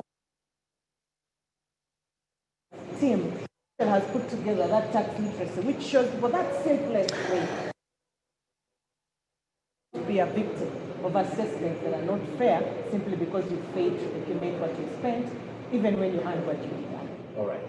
You don't have to make 100 million to start documenting. Or you don't have to be making it in dollars to start documenting. Dr. Sewanyana, one of the things that Irene spoke about earlier is in government interventions was, the issue of UDB coming up again.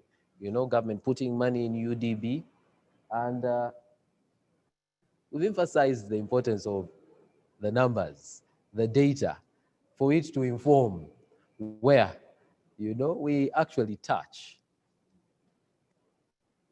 We have a problem here because the small businesses are saying that we cannot access that money. Government is saying we have made this money available. How do we get these to meet so that at the end of the day, the businesses do benefit? And we've already spoken about the benefit of the businesses making money to the larger picture.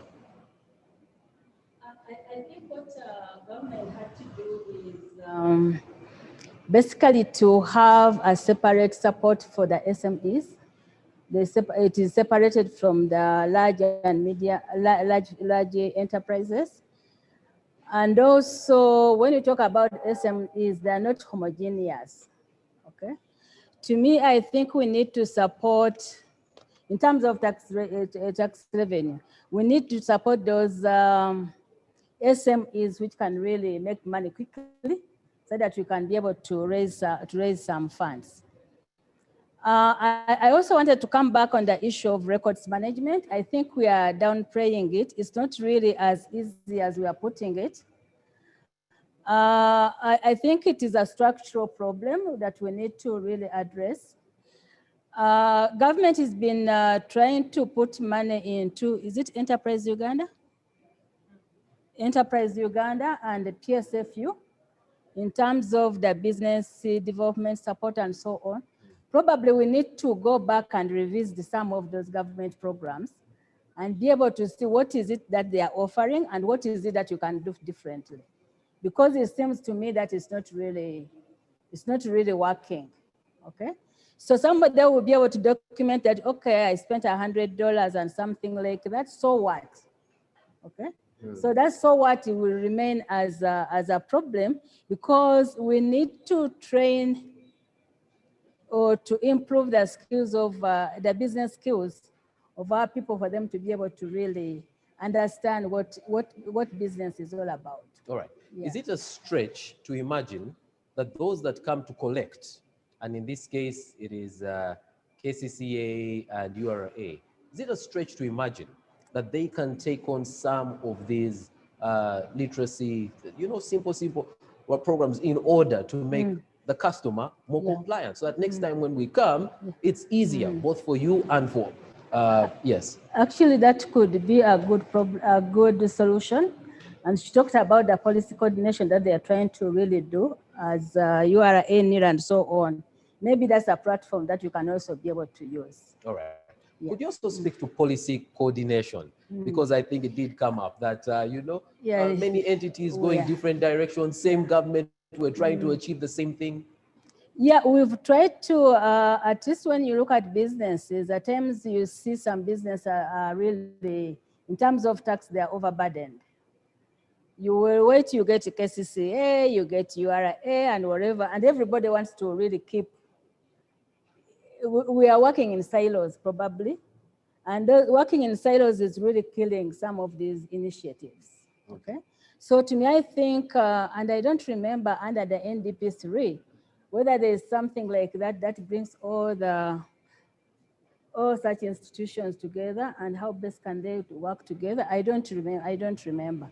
But at least that's very, very critical for them to be able to work together.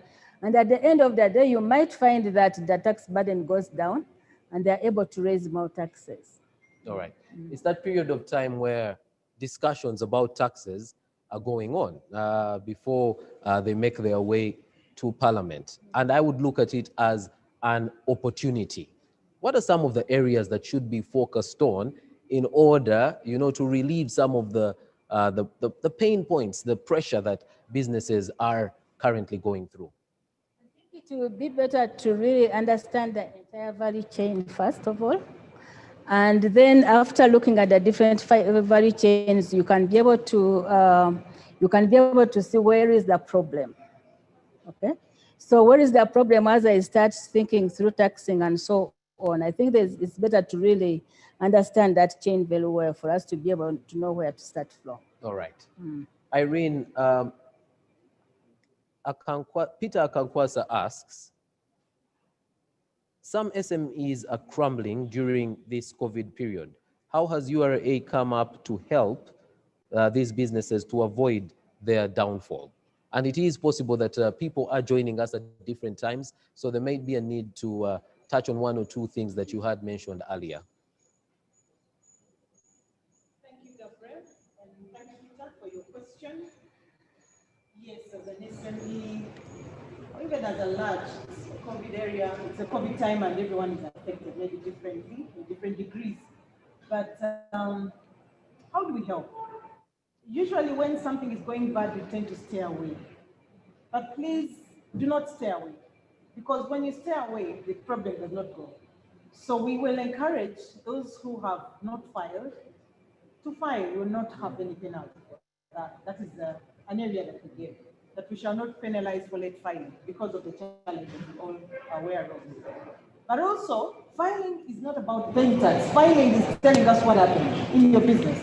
If you did not transact, it's a new return. A new return is zero return. I did not transact at all. So file that one and we get to know that you actually did not transact. In case you had a liability to pay, again, approach us. What timelines can we give you? How long does it take? A ministry tabled a proposal for interest waiver, but that's after the law has been changed or amended. But in the meantime, those are some things some of the things we want to present. How do we reach that interest? How do we have meted penalties, like I said, installment programs are there. We are going slow on most of our enforcement angles. If you notice that also customs has extended time for warehouse, which earlier had restrictions.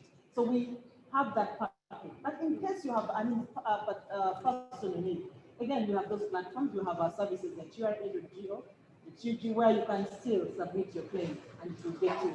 You have those platforms that anyone can reach out. All right. Monday Edigo has a question for you. And she says, you have acknowledged the challenges most businesses are facing. As we try to adjust our expenses and change in priorities, what have you done to point government in the same direction to bring the national debt down? Wow, national debt. That's a good one. I think all stems from what we have in coffers vis-a-vis what we have to spend. And I think when we have a budgetary plan as a country, it's our mandate as URA to ensure that we fund that needs to be spent. But again, like it all is, we all budget and plan, but possibly things don't turn out as they should. But we are all cognizant of the fact that there are some sectors that cannot be left out, regardless of how we are performing or government is performing. And this now takes us to borrow more, especially if the resource envelope has not been as big as it was expected to be.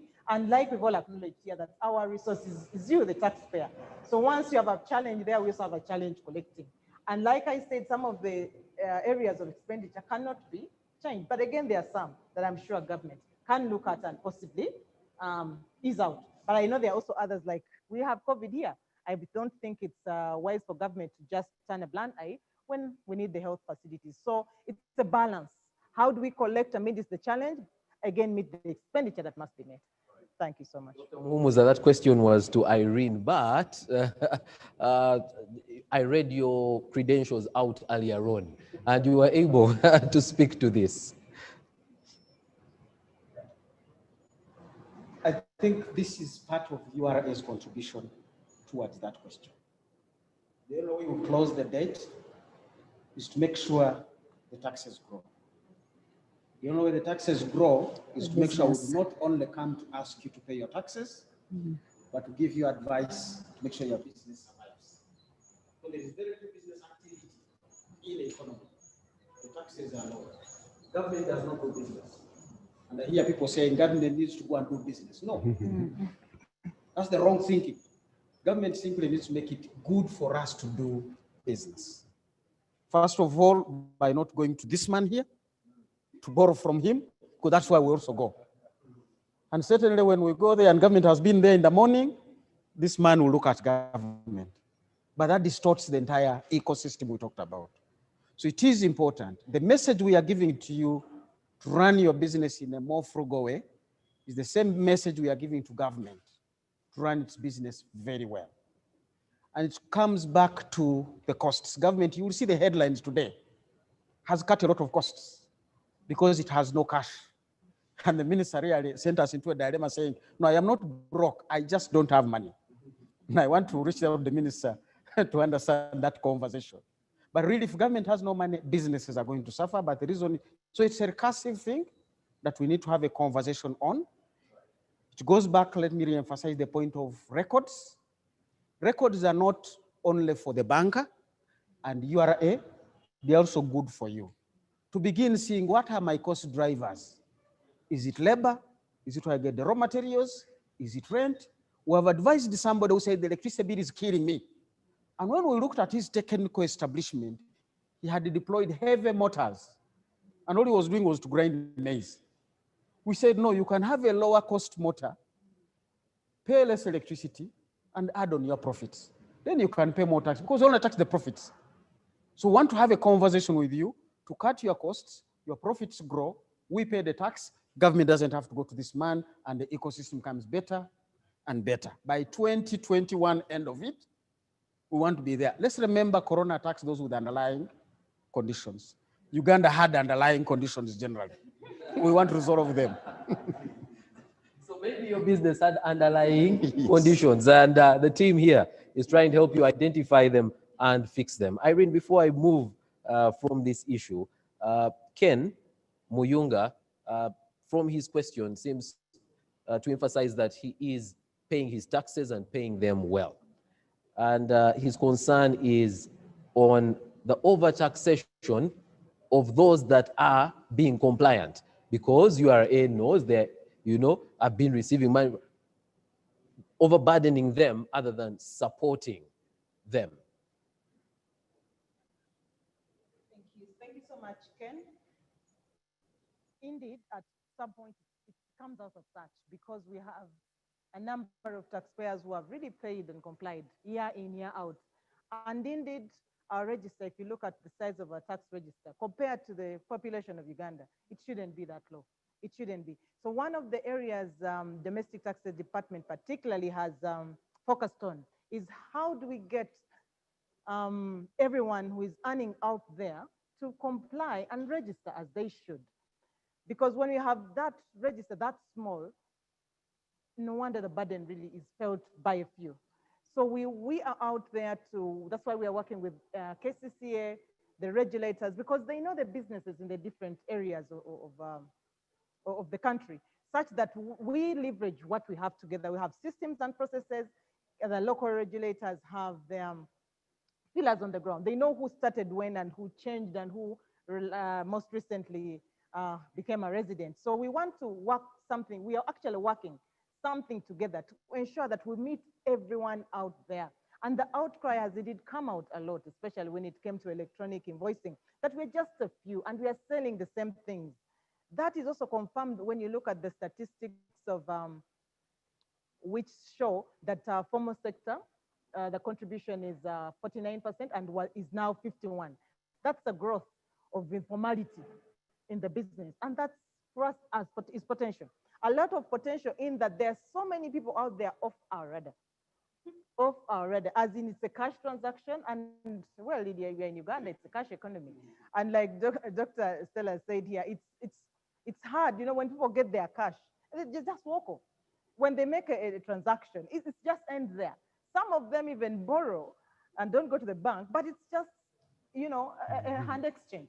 So we want to tap into all that. And indeed, we want to partner together to see how do we get everyone on board.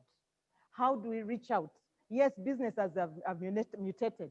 To us, that morphing is even harder because now we need to have more visibility, even inside homes, which we couldn't do before. So we need to come up with more strategies.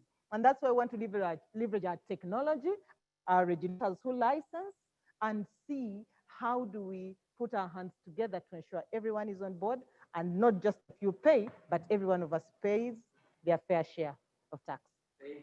Share. Our dear viewers, we did start about 15 or so minutes late, so we beg your indulgence.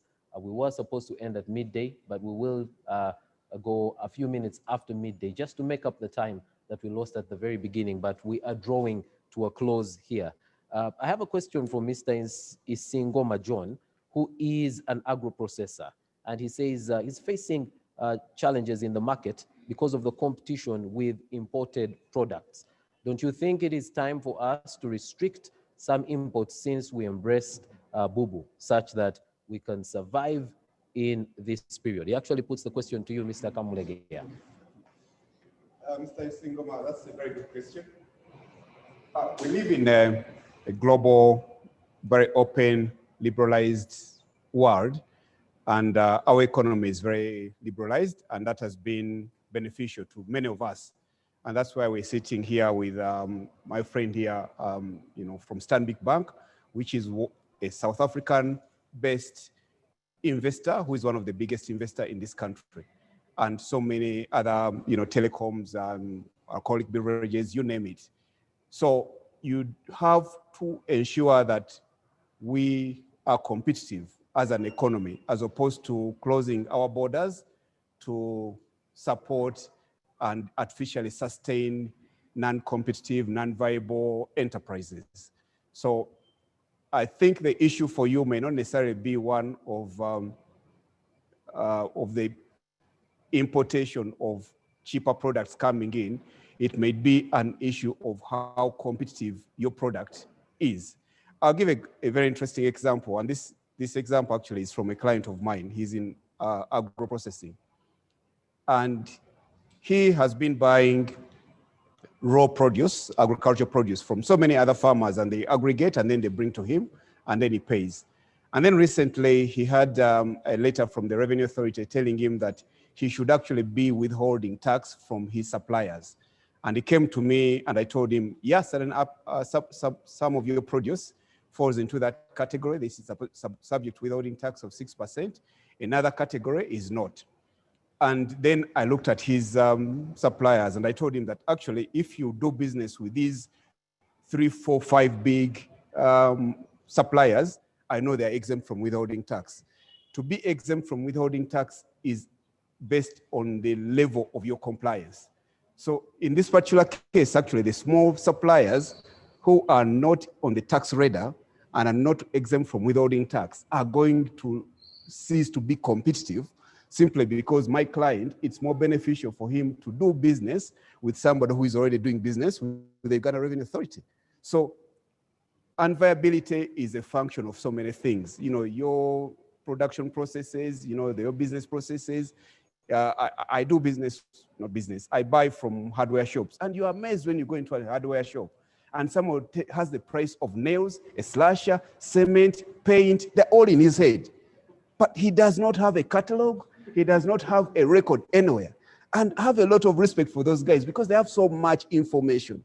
Just simply document it so that when the URA turns up, you can actually tell him that I sell cement at 2,750, but actually my margin is only 300 shillings. And I know it's only that small.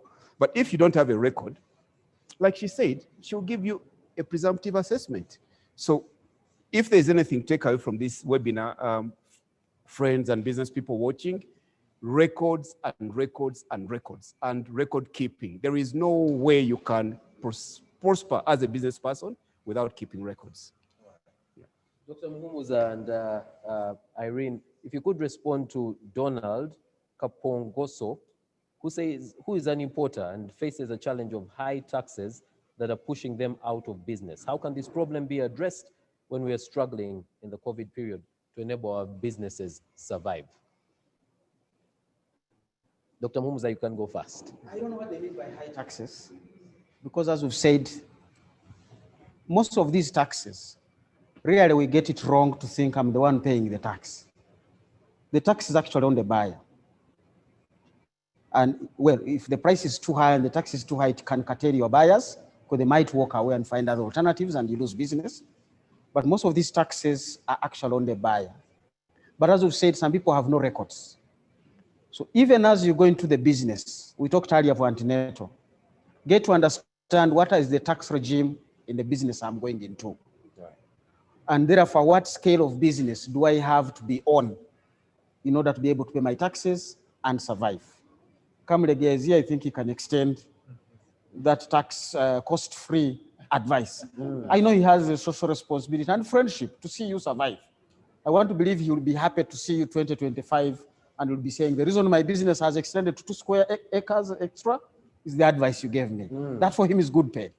So let's have these conversations, because sometimes we have an allegation of high taxes and they are arising out of lack of records. A presumptive tax is basically an estimate. But if you had records, you sold a bag of cement, your take is 1,000. We even want to remove the cost of rent and the people who pay you off that 1,000. Plus, how much did you pay to earn the cement? You realize you can convince her and her team to say, by the way, I don't even have any tax to pay. But then you are going to continue calling it high tax and you're blaming the wrong entity. You are actually, what is killing your business is elsewhere. All right. So let's have that conversation in the interest of URA for your business to grow. Okay. Not to kill it. In football terms, Dr. Muhumuza should have passed the ball to Irene, but he has passed it to Mr. Camurega. Some kind of back pass. I think I'll still stay on record on this one. And I'll be very happy at a personal level to have one-on-one engagements with all these business people who are watching us, because the beauty with knowledge is that the more you share, actually, the more you reinforce what you know. And secondly, also, knowledge is not power. Knowledge is power when you apply it. We are very knowledgeable people sitting here, but we can go out now, back in offices in our cars, and we have SCCA, CPA, PhDs, you name it. They have no use unless you apply them and help the world get better. So maybe even I'm committing all my colleagues here that we have a continuing conversation after this, so that we support businesses in Uganda. All right. It's in our interest. Thank you. Mr. Camurega mentioned everybody's qualification on the panel apart from mine. I may have to put it on record that I also, anyway. This is the last question I think I will put to Mr. Mogeza. And I need to go on the record that this question is not from me. This question is from Otim Bernard. And he asks, why can't Stanbic Bank design some loan products with more friendly repayment plans during COVID-19? Again, the question is not from me, it is from Mr. Tim. I may benefit though from the answer. No, but it's a very good question. And one of the reasons I like this question is because, you see, our insights come from our customers. So basically the customer is saying that, is there anything else we can do creatively to match how we lend to how we run this business? Now, there's a couple of things we've done. I mean, it's quite right to say, historically, most loans were very rigid. There wasn't flexibility. But since he's asked Stanbic Bank, I'll speak very specifically. What we have realized is that the important thing with lending to customers is not lending based off how you structure your loans, but lending based off the cash flow pattern of the customer. And we've come up with a lot of innovative, simple ways to do this. We have one which is a simple cash advance, loan, and it's one you can access digitally. And the reason why I like this one so much is we have many customers who have short-term cash constraints, but when they come to the bank, they come and ask for a term loan, and they ask for a 5-year loan because they have a 30-day challenge. And what we've done very specifically with these loans and these financing solutions is to say, depending on the need that you have and when the cash flow is expected to realize, we will give you a solution that ties to that. So the cash advance one is one such product. It's 30 days, you can access it off your mobile device. You simply get a notice that you have been pre-qualified. You don't have to go to the branch, you don't have to do anything, you just access it. And the recovery is also done, digitally. We're also looking at other products that are, especially for people in the informal sector where the cash flow patterns may not be as regular. But the important thing in that direction, and I want to reinforce the message that has been shared here, is that the power of record keeping unlocks insight and clarity that basically helps create value for the borrower. Because when we can start to see the patterns, even though it is an informal business, there are patterns to that business that begin to show us when does the money come in, when does the money go out, and then we align ourselves to that cash flow pattern. And I'll pick a cue from what my esteemed colleague has been saying. I am more than happy to continue these engagements with all our people online for purposes of creating knowledge that unlocks value for them. All right. Thank you very much. Yes, Irene, and actually, okay, first respond, because I'm putting the final question to you, and then we'll come to all our panelists for their final word, and I will start at the extreme end and come closer to me. But go ahead. Just to what Sam had said, I'd love to also tell our listeners that for Stanbic Bank, they've partnered with us in terms of educating their clients, especially in the nature of loans they've taken and the businesses they've done, because they put them in a, can I say, category. For example, if somebody has a business to say it's a garage or a saloon, what taxes are applicable, or if they've got a loan for machinery for producing water, because now we've produced water, it's excisable. So we normally, we are invited to educate them on what is applicable, how do they do, what do they do. So that is not just a tin and then the end of story. So I really would love to applaud Stanbic Bank for that initiative, because it helps us reach out specifically to those particular people that need. All right.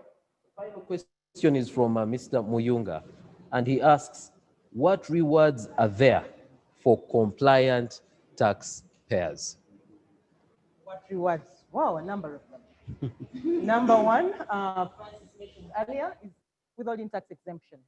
Withholding tax exemption is whereby when you're supplying beyond a given figure, or as stipulated in the law, section 119, they pay you your whole amount without subjecting you to 6% withholding tax. That's number one, so that you can use that extra cash, apply it in your business, then you account for your taxes at the end of the day. This tax withholding tax is actually tax supposedly for people who we do not trust will file and commit to pay. So it's tax in advance. It's tax in advance. So you'll be exempted from that as long as you're complying. The other one is we will, when it comes to say installment payments, we have your trust. We can trust you to give you as many months as possible because we believe you. Other than when we know that your history hasn't been good, chances are we will not give you as long a period to pay as we should. But also we handhold in many ways. We give you, we advise you on if you have a challenge. There's what we call private rulings. That is something that once you know, the large have actually embraced it in coming to us and asking us, I have this transaction. I thank Doctor for telling us the antenatal. I have a transaction I plan to have. What are the implications before they do? So those are things that are, there are a number of them actually there, but we need to have, again, another longer conversation to see how do we unpack this? How do we help you comply? And we do not put the heavy penalties on you simply because you have not complied as we should. All right, thank you very much. The question was not put to me and I don't work for URA, but I will add that part of the way URA, part of what URA has for compliant taxpayers is this, the taxpayer appreciation season. So they're really appreciating you for paying your taxes. And if more of us become more compliant, then each of us will pay our fair share. We won't leave the burden to just a few. We have to bring this conversation to a close, and I'd like to start with Mr. Mwogeza. Thank you. First of all, to thank URA again. I think it's been a very insightful session where we've shared, I've seen very rich sharing.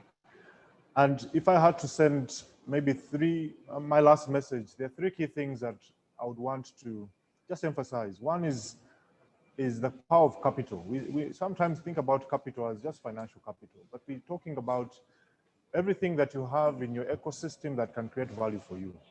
Your social capital, your relationship, capital, and anything literally that you have access to that you can use to create new value or momentum in your business.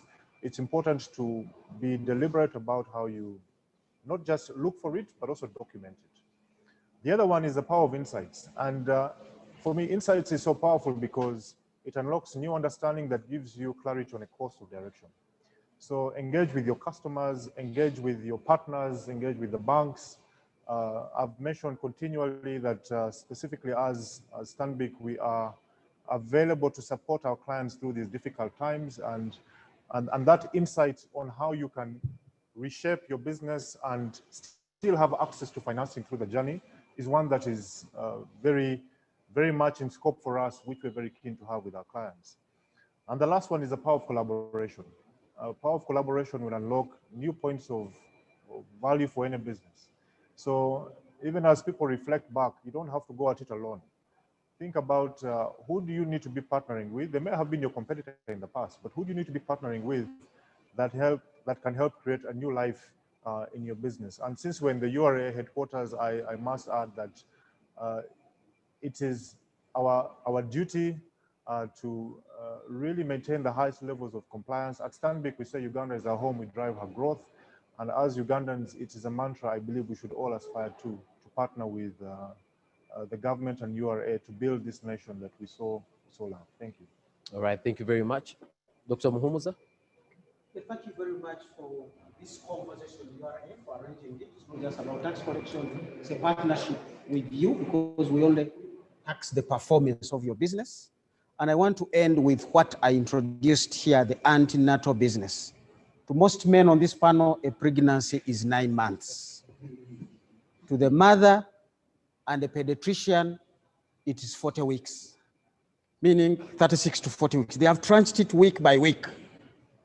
And they want to monitor, is this child doing what they're supposed to be doing at 17 weeks, at 19 weeks? Don't review your business annually to make those decisions. Watch your business day by day, week by week. Because something you may try to fix in December may have started in May. Too late for you to fix it. Every day review your business. It's a living organism like yourself. So walk through it continuously. Where I teach, we give degrees, some of them after 3 years. But a child can lose the degree in the first year because it is based on your cumulative performance. So some of them, by the time they get to 3rd year, they have already lost the degree. So don't lose your business much later and then begin to blame the taxes, the landlord, Corona. No. Look at it like the pediatrician and the mother look at the baby. What is this business supposed to be doing today, tomorrow, and what can you change? So continuously review your business. It speaks the data. It speaks the decisions you make. It looks at the risks. Keep watching for those risks. Risks pop up. You can run away before they come. You can prepare for them as they come. So watch your business like a living organism on a daily, weekly, monthly basis. Dr. Sewanyana? Thank you so much, viewers. I would like to thank URA for this opportunity for me to be part of this platform. I think their platform has been so informative from my side as a researcher. And I think to me, what I'm picking from here, that there's need to really to do a little bit more in terms of closing the gap between the taxpayers and URA. And I think it is high time that we do some kind of tax perception surveys for us to be able to get their feedback on paper, and we look at it, and we use that as an avenue for us to be able to target what is it that is missing out of these people. And I know that URA does public tax education, yeah? So that is also an avenue for all businesses that they can come and join in so that they can be able to come and hear what kind of messages are coming out of that. But that said, we need to really do a little bit more to close. Yes, we are closing, but we need to close it a little bit faster given the fact that COVID is also trying to move us to make us to move faster. Thank you so much. Thank you very much. Ms. Irumba? Thank you so much, Gabriel. Thank you so much, URA, for organizing this. Mine is to appreciate the taxpayers. Thank you so much, because we know that we are sometimes an inconvenience to you, but we want to pledge to be a partnership, to move with you, and not just come at the end when things seem to be falling into pieces, but just be with you just from the beginning of the journey all the way through, and to see you grow, because when you grow, we indeed grow. So we promise to give you what you need, to partner with you, to reach out to you, to help you comply and ensure that we are all together. So I implore you to continue, those who have been doing well, and those who have not, please come. It's not going to be a cat and mouse chase. We are available for you. We shall give you seamless service, and we look forward to many more of these engagements. Thank you so very much. Thank you. Mr. Camurega? Thank you very much, Gabriel. I also want to thank my fellow panelists for what has been a very engaging, insightful, and informative discussion. I'm going to close with something that might be controversial, but Dr. Sewanyana can even help prove it as a researcher. Taxes in Uganda are not high. What makes taxes appear to be high is the cost of compliance. And this message is particularly addressed to many of our viewers and traders downtown who are importers. I've done a back of envelope computation for a friend of mine who is in the importation of tiles and building materials. And he showed me that he was paying 74% taxes. And it was 25% import duty, 18% import VAT, 15% domestic VAT, which court has ruled should not have been there in the first place, 6% withholding tax. I then threw it back at him and I told him, if you have filed your returns and you're compliant and you are on the URA register of compliant taxpayers, you should not be paying 6% withholding tax. And there are so many compliant taxpayers, including our firm, PwC, and all they represent, the companies these colleagues represent, are exempt because we are compliant. You should not be paying import VAT because, you know, it is not supposed to be there. The 18% import VAT you pay is an input tax, which when you sell and file your return, you'll get back in full. And the only tax that actually he was supposed to be paying was the 25% import duty, which even is an expense if he keeps records, and 30% of that will be offset. So the 64% tax he was paying actually was supposed to be 17% tax if he was filing his returns. So please file your returns, engage with the URA, speak to your advisors, speak to your bankers, speak to everybody that you have to speak to if you're going to survive in this business, because Revenue Authority has a mandate to collect tax, and whether you are willing or not, they'll come after you. Thank you very much, Mr. Camurega. But a special thank you to all our panelists, Samuel, Fred, Sarah, Irene, Francis. Today I get to call them by those names because I'm the moderator. And it's been really wonderful having you join this discussion. I just need to remind you, this is only the first in a series of discussions. For the next 3 Fridays, URA will be having discussions like this. So look out for the other panels, and they're going to be very, very good conversations. It has been said over and over that knowledge is power. But today you have heard that for that knowledge to be power, you need to apply it. So we hope that the things you've heard from here, you will go ahead and apply. And let's all pay our fair share of taxes. I've been your host, Iguma Gabriel. Thank you very much for being part of this conversation. Goodbye. All right. Thank you.